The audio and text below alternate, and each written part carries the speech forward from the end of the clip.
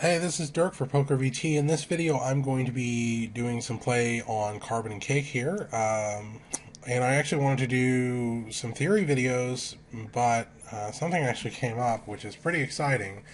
And there are going to be some theory videos, but they're probably not going to be coming out until probably the beginning of November. And I talked about this a little bit on the forums, but if you haven't been by the forums, which you should, once in a while, come by. I am coaching one of the November 9 people, specifically with relation to ICM concerns, push fold, my sort of forte. I'm not the only person coaching them.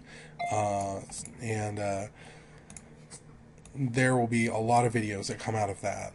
It's pretty exciting to be able to coach somebody that's has how much equity do they have in the tournament? Something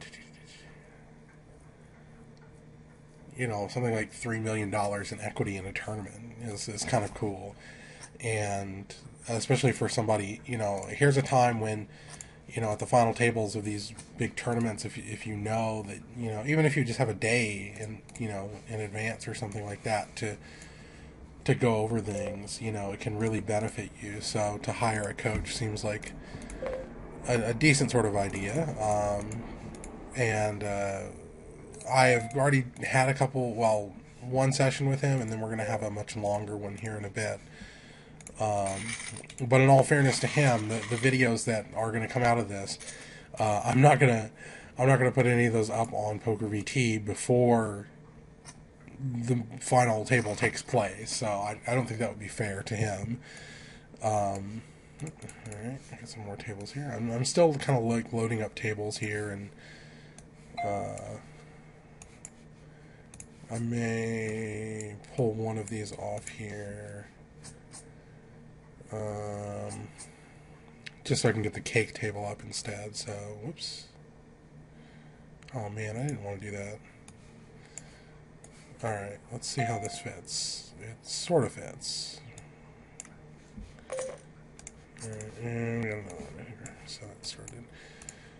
I really would like to get one more cake going. Okay, well, I've got one cake over here. So, whoops, that'll be a total of 10 tables, or not 10, 6 tables. And that looks pretty good.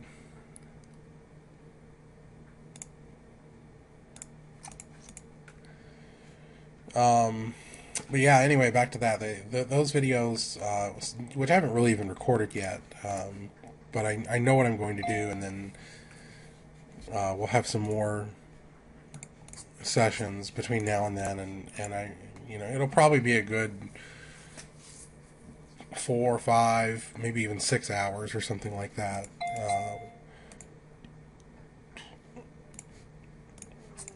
So it should be pretty interesting. And actually, I think one of the things I'm going to do is break down pretty much every push fold spot from the past 5 years or so, in the final tables, and then this year as well. And it brings up some interesting situations too, because you just sit there and wonder what's going through people's heads when they're sitting there playing at the final table. What's going to affect them,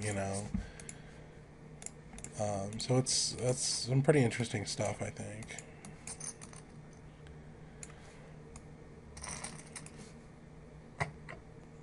Oh, there we go. Here's that. Let me move that out of the way.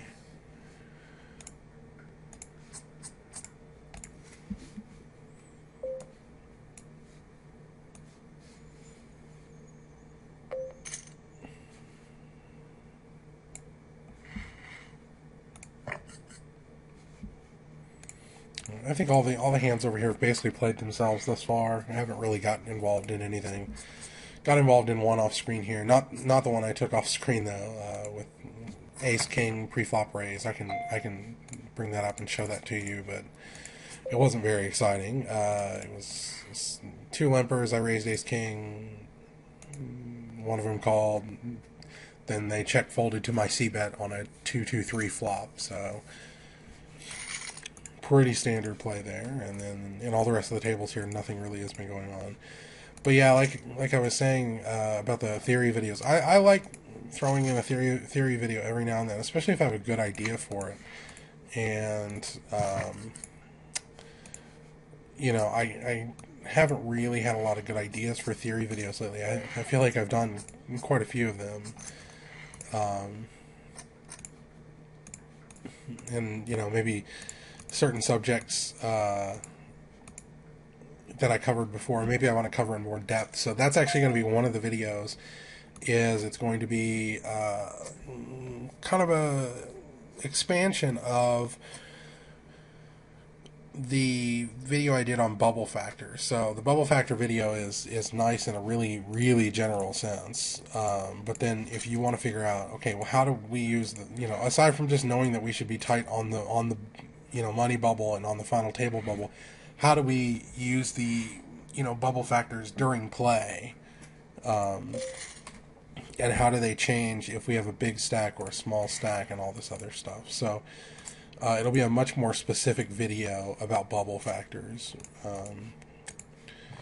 And that's actually something that I've already gone over with the final table list. I don't even know if I should say who it is. No, let's fold that. But yeah, I think if you hunt around and know who I'm connected to in the poker world, and you probably be able to figure out who it is that I'm working with. But I'm not gonna be too open about it. I don't want to go crazy. That's why I'm not putting the videos out there about what we're doing now. Is because privacy concerns and all this stuff. So I don't want other people knowing what he knows or what I've said he should know.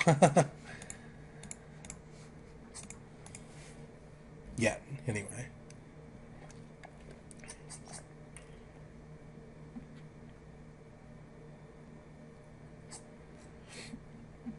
So yeah, basically, in September and in October, I'll have to figure out when. Hold on a second. All right, I'll figure out when exactly that is. I think final table's on the 28th. And apparently somebody is doing some hammering right above me. I don't know if you guys can hear that. I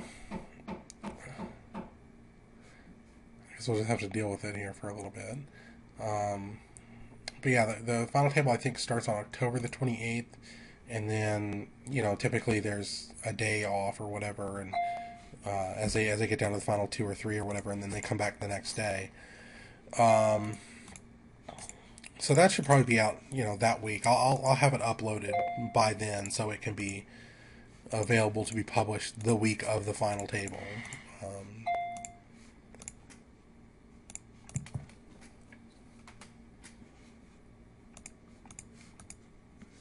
And it should go on, the way that Poker VT seems to like to cut up my videos now, it should probably go on for quite some time. I'll try to get them to put it out a little bit faster and stuff.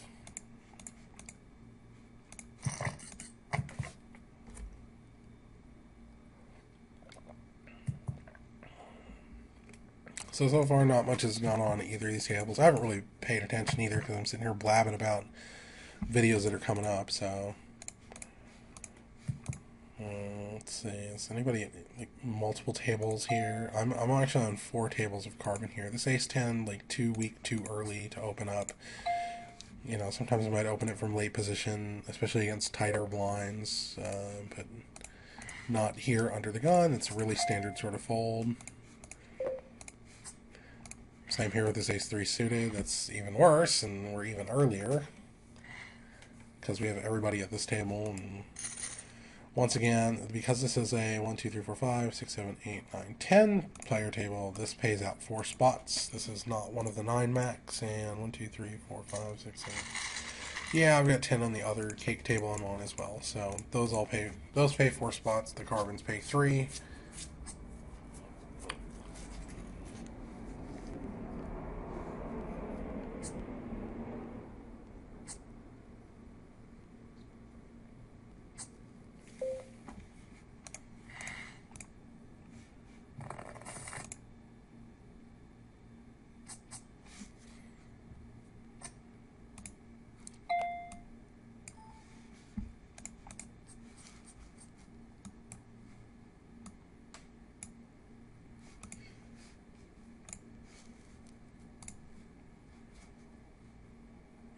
Here we'll check this, and here we go. Alright, we haven't really hit anything here, so we're just going to check. I mean, we've got, you know, a backdoor, or not a backdoor, a gut shot, straight draw. We're still really not going to try to take the lead here, out of position. We're not going to call this either, so it's a small pot, and we would be calling, you know, too large of a bet there, really. And little hope, you know. I mean, if the board straightens out, it's like, maybe it's not super obvious, but it's kind of obvious. What is this? I didn't even realize you could do this, where you could like hide your own cards. I don't know why you'd ever want to do that, but because I just accidentally clicked that on my other screen here. Let's see. This guy raised 210, which is kind of a largish raise here. Let's see if we can bring up some history. If I can see if he's been real active here before. And this guy called. That makes me want to shove even more. I want to shove so bad now. And I wish this history would come up. Let's see, 210, that's, so he was down to like 1400. This history's not coming up, but, okay, wait.